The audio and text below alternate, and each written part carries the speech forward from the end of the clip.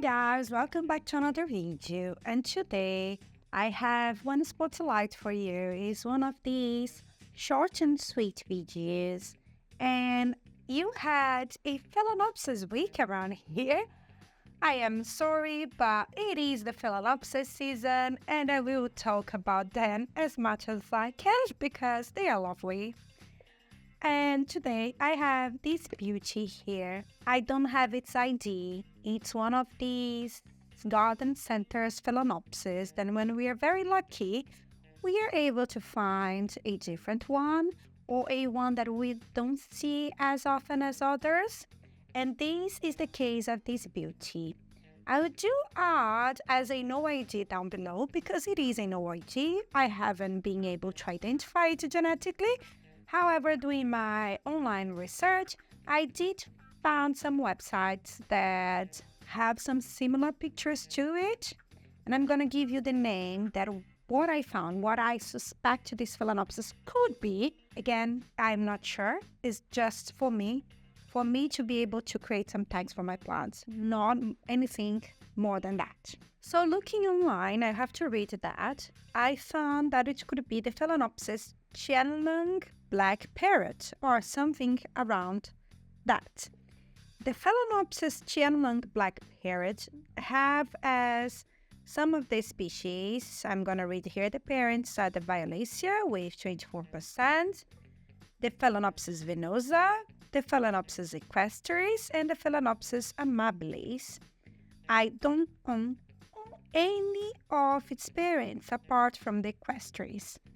Just to say, if it is this one, and it has some violation on its DNA, it has zero fragrance. I'm already spoiling the video because I started with the fragrance, but I will come back.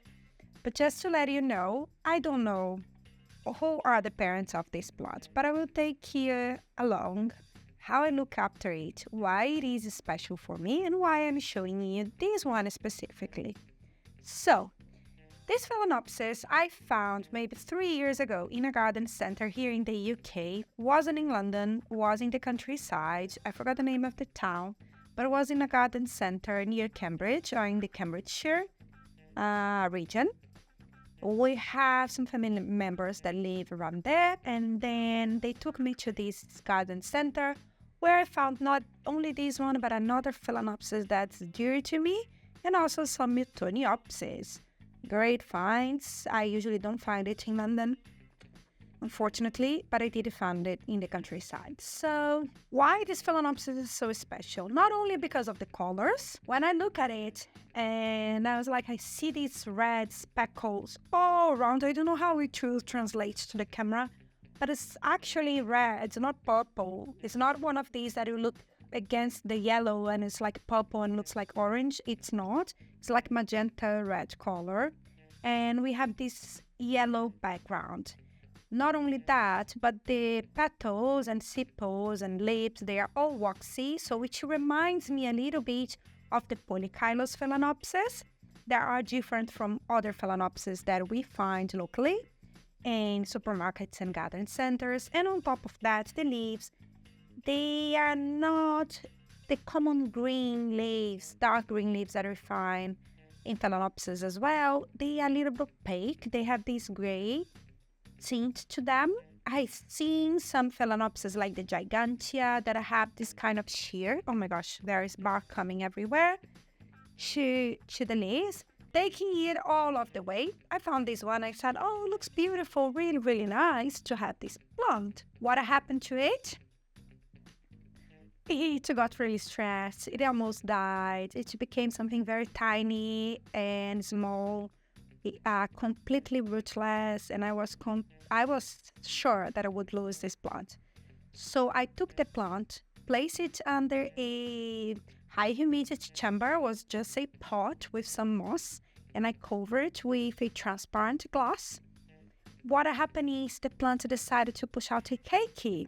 In the process, the keiki push out long roots inside the high humidity chamber, and that's the keiki. So I separated the keiki from the mother plant, pot it up, and the keiki has been super healthy since then.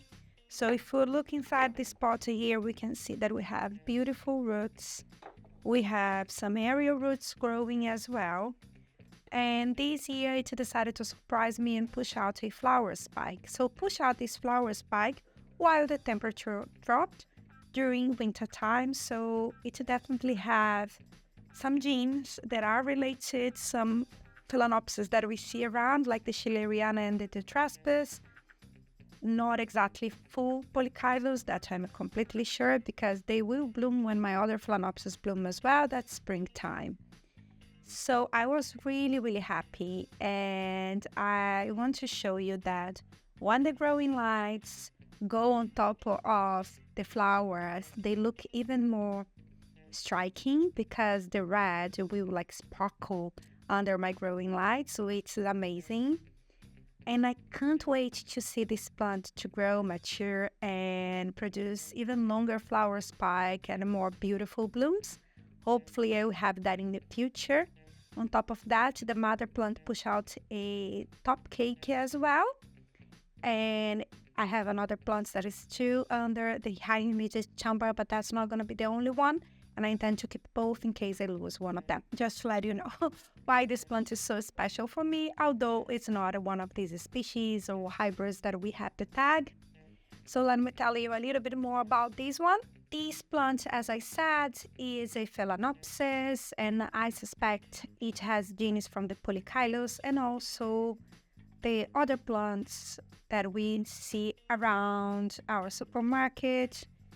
Because of when it blooms, it decided to bloom when the temperature drops and push out a flower spike. So I believe it's a seasonal plant. So every year it will grow leaves and roots during the warmer months, and when it's winter, the temperature will drop and the flower spike will be produced. More than that, I looked into its roots and see when the roots are grayish, and then I offer its watering. It's not fussy about humidity or light as any other Phalaenopsis as growing under growing lights, but it's a very easy plant to grow. Just have to be careful with the crown and the stem, not to stem rot or crown rot. If you leave water trapped in between the leaves, it might happen, so we need to be careful with that. But more than that, if you offer enough light, enough water, it will grow healthily and will be able to produce some striking bloom for us. As I already mentioned, this is not a perfumey Phalaenopsis, unfortunately. It has honestly zero fragrance, has zero fragrance. But what calls the attention for me in this specific case is the flowers. The flowers, they are different. They are red and yellow, and they have these striking colors. I know that maybe it's not just one color, or maybe it's not a pattern that's for everyone. However, they are definitely different from the purple, whites, and pinks Phalaenopsis that we see around. Not that I don't love them, I do love the other ones as well, but this one offers some diversity to my collection, and that's the reason why I am completely in love with this plant. And on top of that, it's one of that plants that we have and we saved, so it's so dearly to me. It's one of my favorites. Cannot stress enough how much I adore this plant. And I adore its leaves as well, because it's the only Phalaenopsis that I have in my collection that has these beautiful leaves. So anyway, that was everything that I want to tell you today. I hope you enjoyed this little one as I adore it as well. And I hope to show you a much more beautiful show next year. And that's it. I hope you enjoyed this type of content. If you did, hit the like button, leave a comment down below. You can subscribe to my channel if you feel like to. You can also look into my Instagram. I have other beautiful photos of orchids there. And that's all. I hope to see you next time. Bye-bye.